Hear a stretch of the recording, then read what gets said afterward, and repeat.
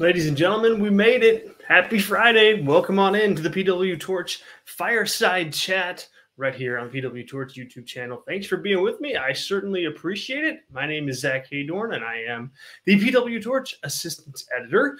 Glad to have you here, and some big news that has hit the world of wrestling this afternoon concerning SmackDown, which is good timing for us, because that's what we're here to do today, is to preview the show.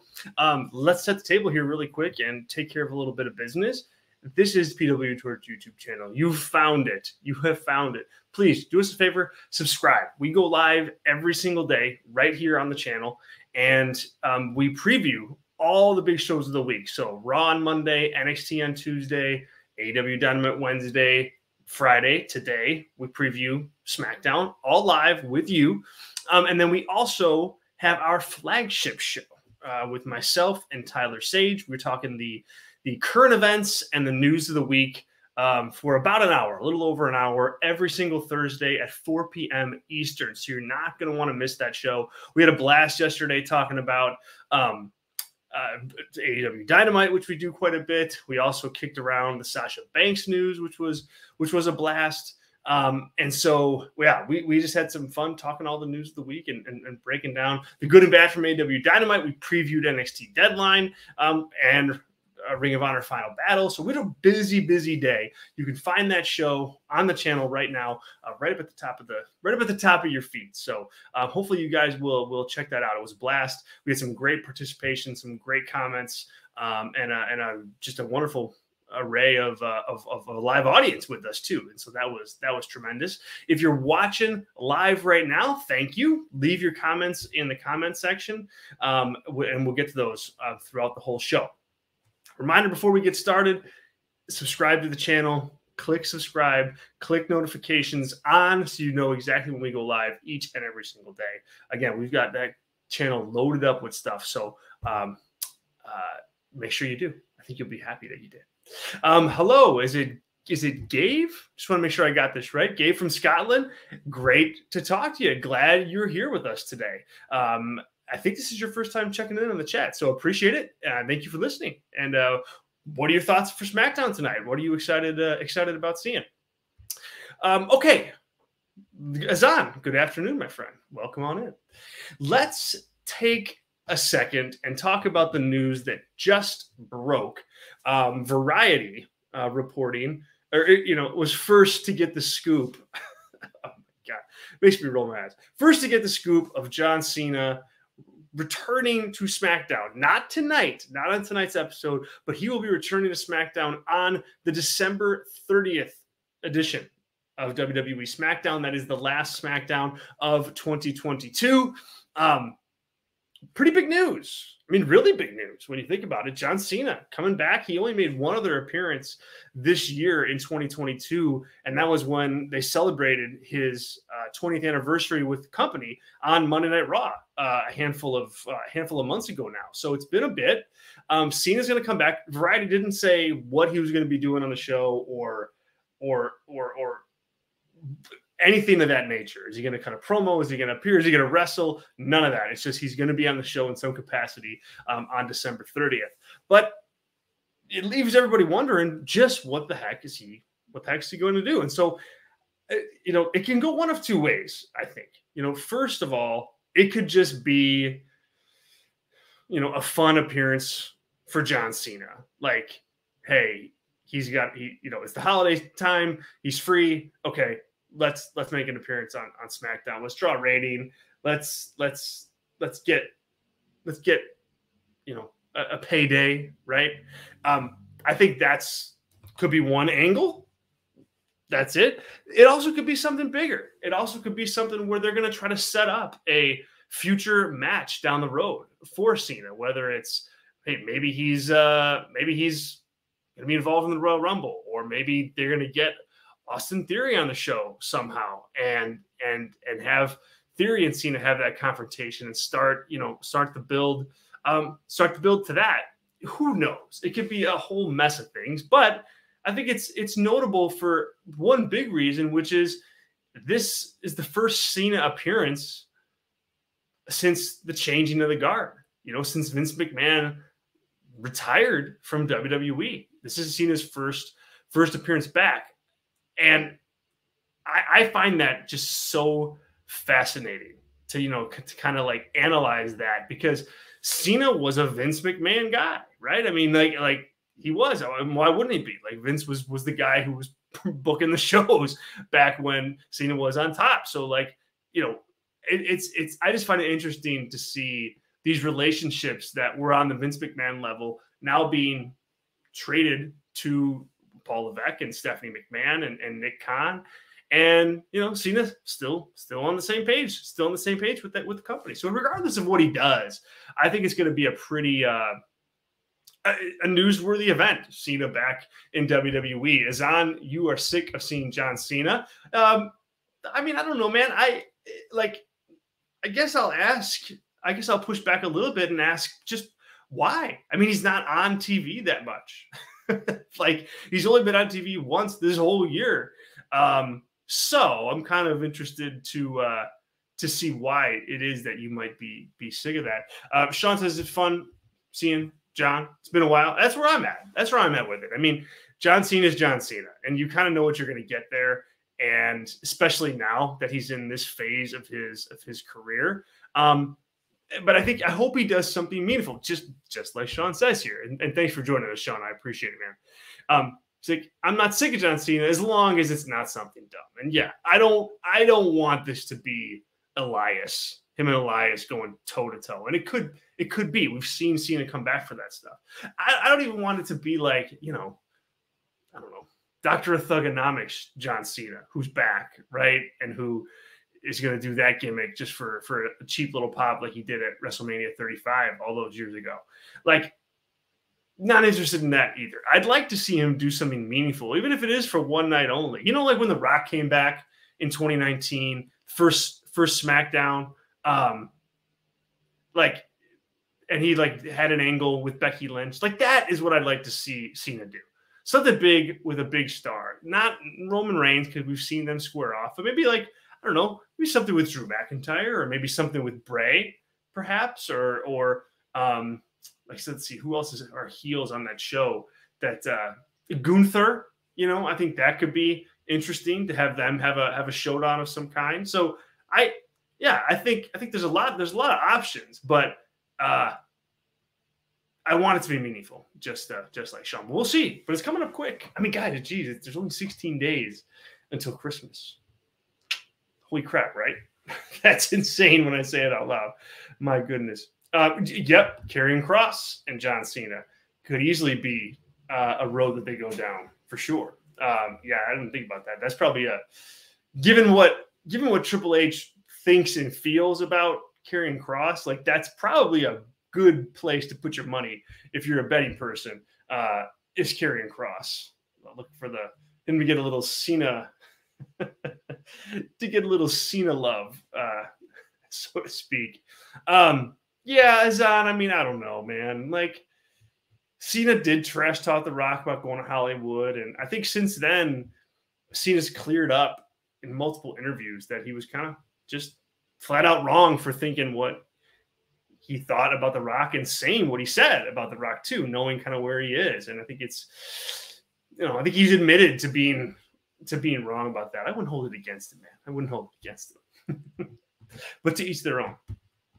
All right. So with Cena, we'll talk more about John Cena on the Fireside Chat, our flagship show in the lead up to that appearance on December 30th.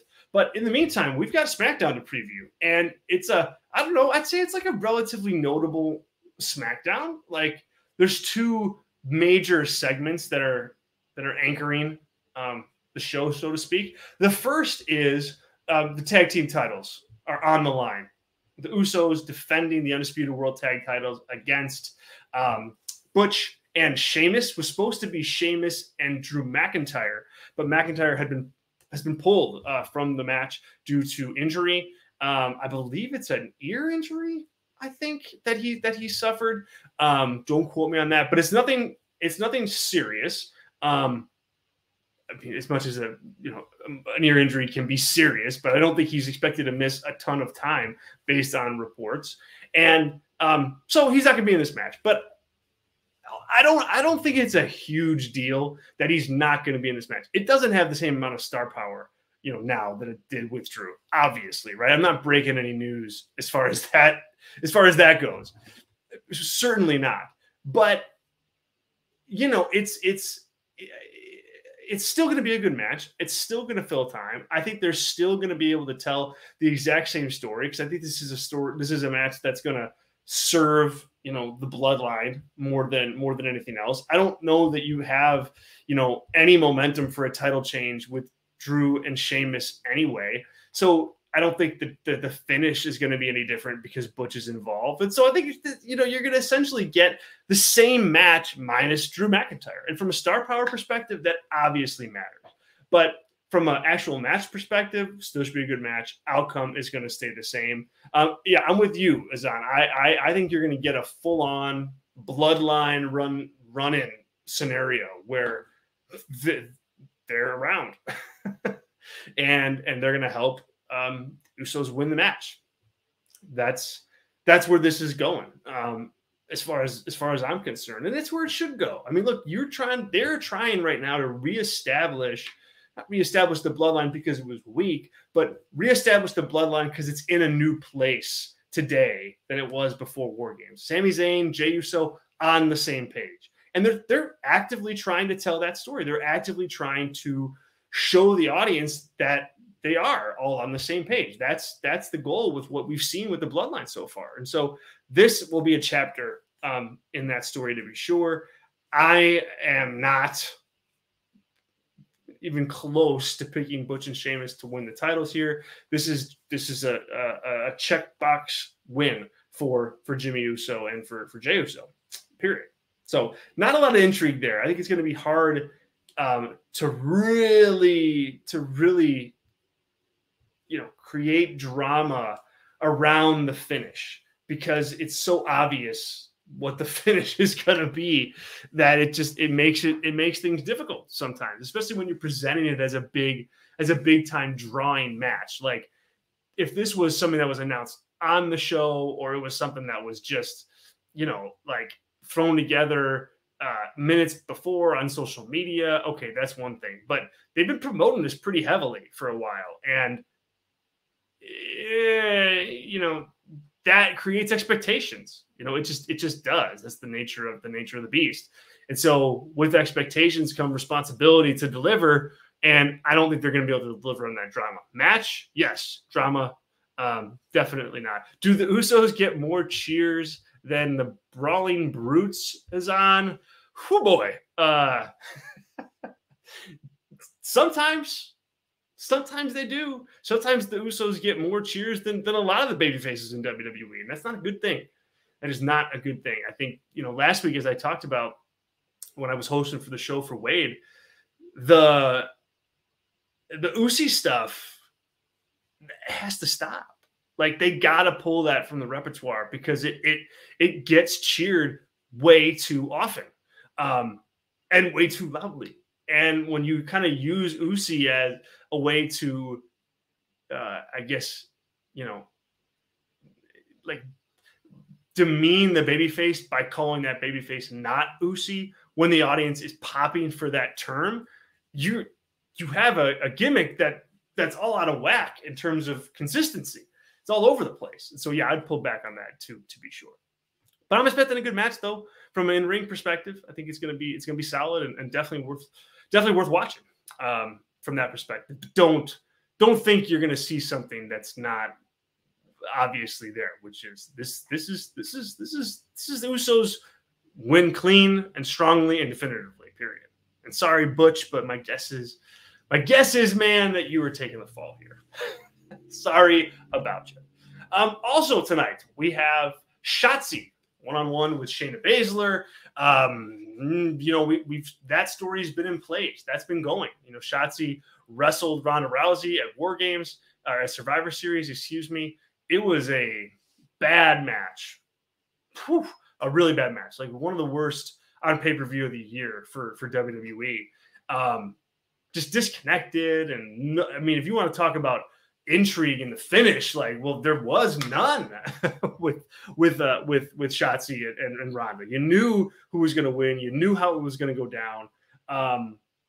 So it's impossible to cultivate a sense of drama here because there's none there. And then you add into that Shotzi just she's just green. She doesn't have the experience to get around that type of issue. She almost needs drama in her matches to lean on. Whereas like the Usos, Sheamus and Butch, they've got other levers and other tools in the tool belt that they could use to get a reaction. Shotzi needs the story and just doesn't have it right now. And so I think the Shayna Baszler match, while better than the Ronda Rousey match will be, just because Shayna, I think, is more technically sound in the ring than Ronda is, like it'll go better for Shotzi. But in the end, like this feud is kind of going nowhere fast. But as a means to set up Raquel Rodriguez, we saw Raquel Rodriguez involved with Shayna Baszler a bit. We've seen her hover around Ronda Rousey. She has a loss under her belt. Like that's where they're going next. And this feud with Shotzi is very much a holding pattern thing. Just like we said when it started, that this is not something that WWE is really trying to get over in terms of star power, but it's just something to hold Ronda until the Royal Rumble, where you can actually hit go on Raquel Rodriguez, and then after that, you're on the road to WrestleMania. You're going with Becky Lynch, I'm sure of it. I'm sure of it, guys. And then who knows what happens with Ronda after that? Yeah, Raquel Rodriguez, I think, is next for Ronda Azan. I think that's what they're building towards. Raquel, and then Becky at WrestleMania. I think that those are the next two in line to face Ronda. Keep the questions coming, guys. Love the participation. Thank you very much. The last thing that we have to discuss today from a preview perspective, and we're a little quiet on preview stuff. WWE.com is only previewing these three things, but Kurt Angle will be returning to SmackDown. He's making his first appearance since earlier this year in August, I believe it was, for an appearance, but it's his first SmackDown appearance in quite some time. They're doing a birthday celebration, 54th birthday, 54 years old for Kurt Angle. My goodness, time flies. It looks like $1 million though. So boy, if I can look like that when I'm 54, I would classify that as a win, I think. But anyway, so there's a birthday bash planned for Kurt Angle. No details whatsoever as far as what is going to happen. If there's going to be guests, if there's going to be cake, if there's going to be presents, we have no idea. You're reading my mind, Azan. Who is going to beat up Kurt Angle on his birthday, and or who is going to be in a cake? I hope they don't pull out the old cake spot, right? I'd rather have the tried and true heel beat up babyface returning legend on his birthday Angle than the cake thing. Yeah, the question is like, is there any special angles? I think, pun intended. Ha ha ha, Zach, right? Like, do we get somebody young and up and coming like a Karrion Kross that can come in and kind of attack Angle and don't set up a match, but to just get some heat, right? Or Gunther, for that matter, or maybe does the Bloodline take him out to just get further, to get more heat and more heat and more heat? Maybe that's a possibility. Who really knows? My gut tells me that that's where we're headed here. Like Kurt Angle usually is used in ways that aren't like the greatest for him coming back, but they try to leverage him and into helping get somebody else over. I mean, look, his last match at WrestleMania 35, he put over Baron Corbin. I mean, that tells you kind of not how they feel about Kurt, because I think they from a respect perspective, they give him a lot because they think that he can give a lot back. But it's not like, hey, we're gonna or it hasn't been anyway. We're gonna celebrate your 20 years in the business, right? There's a catch usually. There's a catch, and I think that's kind of where we're at with Kurt right now. So we'll see. But somebody like Karrion Kross coming in and destroying Kurt Angle, I mean that makes sense, I think.